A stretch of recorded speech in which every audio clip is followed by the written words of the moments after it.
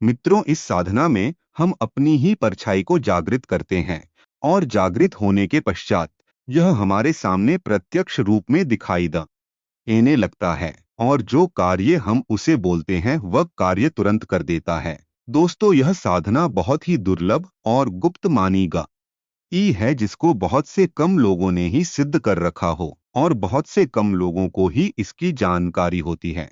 मित्रों, जिस प्रकार से आपकी परछाई आपका साथ कभी नहीं छोड़ती है, उसी प्रकार से छाया पुरुष आपका साथ कभी नहीं छोड़ता है। दोस्तों, छाया पुरुष दिखने में रूबरू हमारी ही शक्ल का होता है, क्योंकि यह तो एक तरीके से हमारी परछाई ही होती है, क्योंकि हम इसे मंत्रों के माध्यम से जागृत करते हैं। लेकिन परछाई हमारा साथ अंधेरे में छोड़ देती है, लेकिन छाया पुरुष जागृत तो होने के बाद हमारा साथ कभी नहीं छोड़ता है। यह साधक के साथ 24 घंटे रहता है और उसकी रक्षा करता है और उसका हर दिया कार्य करता है। मित्रों, यह एक सुरक्षित साधना भी मानी गई है। बहुत सी ऐसी साधनाएं होती हैं जिसको करने पर जान अथवा माल की हानि होती है, लेकिन यह सब साधना एक सुरक्षित साधना है। इसे हम रात को या दिन में या किसी भी पहर या किसी भी स्थान पर बैठकर कर सकते हैं।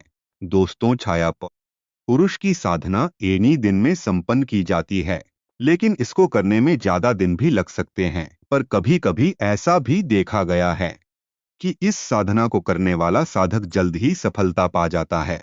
पर दोस्तों, कभी कभी क्या होता है कि अगर जब छाया पुरुष जो साधक के सामने प्रकट होता है या सामने आने लगता है, तो वह बहुत ही भयानक रूप में आता है और बड़ी डरावनी शक्ल में आता है।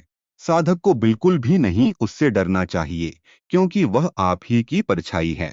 आप ही क्या तत्व है जिससे कि आपको बिल्कुल नहीं डरना चाहिए और वह आपको कभी कोई नुकसान नहीं पहुंचाता है।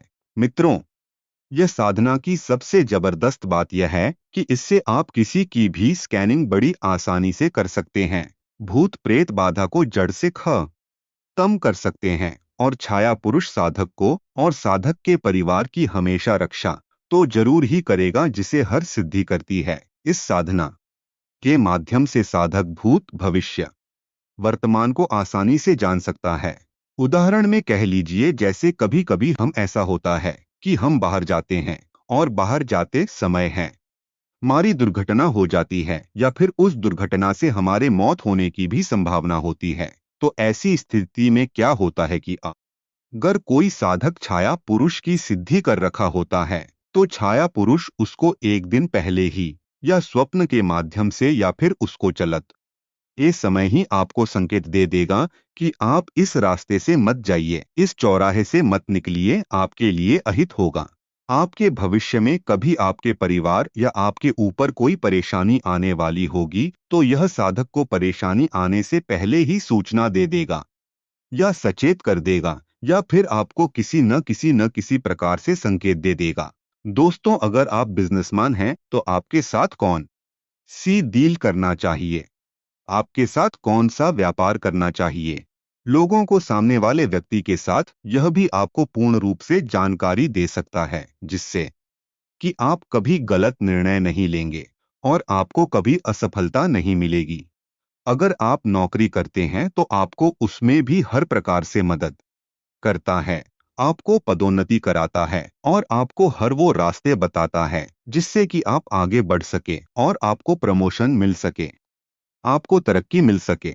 मित्रों, कभी कभी हम जैसे कि कहीं जाते हैं तो हमारा कुछ वस्तु गिर जाती है और या फिर खो जाती है या फिर हम कोई चीज कहीं पर रखकर भूल जाते हैं या हमारा पैसा रोड पर गिर जाता है तो हमें पता नहीं चलता है। इस दौरान भी आपको जो छाया पुरुष होगा आपको संकेत दे देगा और आपको सचेत कर देगा कि आप यह वस्तु यहाँ पर रखकर भूल गए हैं या फिर ऐसा ऐसा पैसा आपका यहाँ गिर गया है, तो आप उसको जाकर उठा लीजिए। कभी कभी हमें दुकानदार कम पैसे दे देता है या ऐसी स्थिति भी आ जाती है कि वह हमें बेवकूफ बनाने लगता है, तो छाया पुरुष हमको पूर्ण रूप से जानकारी दे देता है कि सामने वाला व्यक्ति आपको बेवकूफ बनाने की कोशिश कर रहा है। आप सचेत रहिए। तो दोस्तों, छाया पुरुष की सिद्धि करने के बाद आपको हर तरीके के फायदे होते हैं। हर तरीके से जो परेशानियां झेलनी पड़ती है उससे छुटकारा मिल जाता है।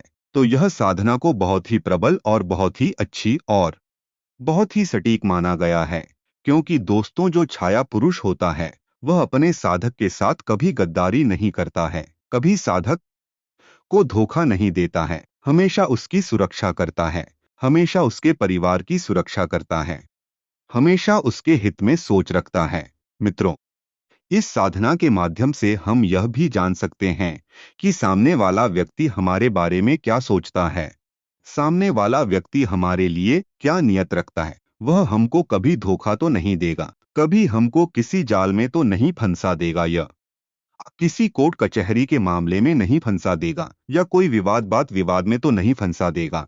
तो इस तरीके की भी चीजें हम लोगों को दोस्तों वह पूर्ण रूप से बता देता है। हम जात को अगर आप स्थित कर रखे हैं तो सामने वाले व्यक्ति को यह भी बता सकता है कि यह व्यक्ति आपके लिए फायदेमंद रहेगा कि नहीं रहेगा, यह सामने वाला व्यक्ति मेहनती है कि नहीं है।